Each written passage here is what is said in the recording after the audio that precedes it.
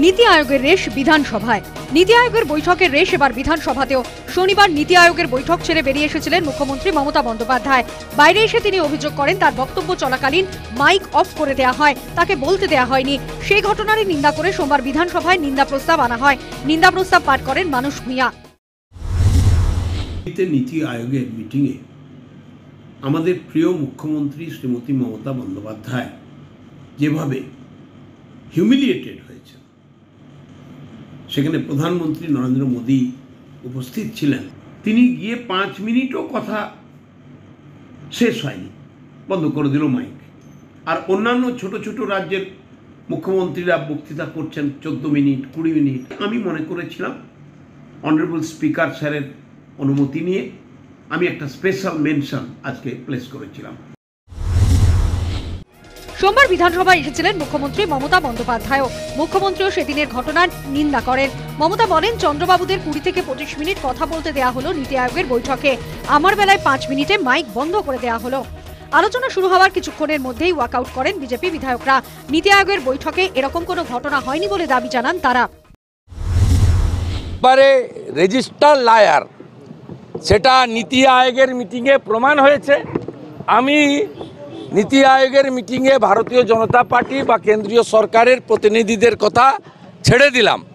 নীতি আয়োগের যে সিইও আছেন, তিনি ব্যুরোক্র্যাট, তিনি কোনো দলের লোক না।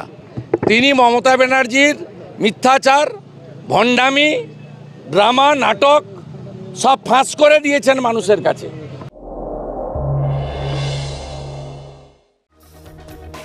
নাটক বাকি ছিল আরও।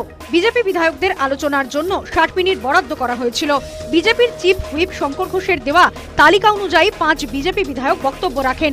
বিজেপি বিধায়কদের অভিযোগ, এরপর বিজেপি দলত্যাগী বিধায়ক সুমন কাঞ্জিলালকে স্পিকার বিজেপি বিধায়ক হিসেবে বলার আহ্বান জানান। এরপরেই বিধায়করা ফের ওয়াকআউট করেন।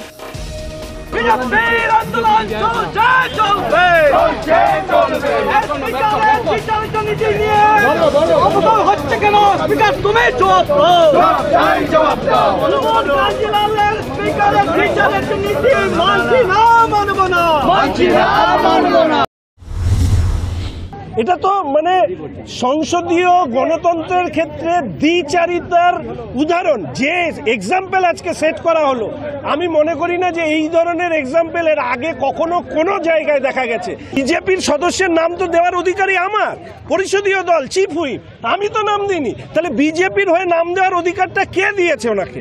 যেখানে একজনের বিরুদ্ধে আমরা দলীয়ভাবে তার বিরুদ্ধে ইতিমধ্যেই স্পিকার সাহেবের কাছে অভিযোগ জমা দিয়েছি ডিফরমেশন কেসের, তাকে এই তালিকায় রাখা, এতে কি প্রমাণিত হয়? সংসদীয় রুল বুক কি ফেলে দেওয়া হয়েছে? স্পিকারের বিরুদ্ধে পক্ষপাতিত্বের অভিযোগ আনেন বিরোধী দলনেতা শুভেন্দু অধিকারী। মাননীয় অধ্যক্ষ, তিনি আমি বলতে সরি টু সে এর জন্য প্রিভিলেজ করলেও আমার কোনো আপত্তি নেই, যে তিনি তৃণমূলের স্পিকার না বিধানসভার স্পিকার। নীতি আয়োগের বৈঠকের রেশ এবার বিধানসভাতেও। অনেকেই বলছেন, এক বিতর্কের জেরে নীতি আয়োগের বৈঠকে থাকলেন না মুখ্যমন্ত্রী।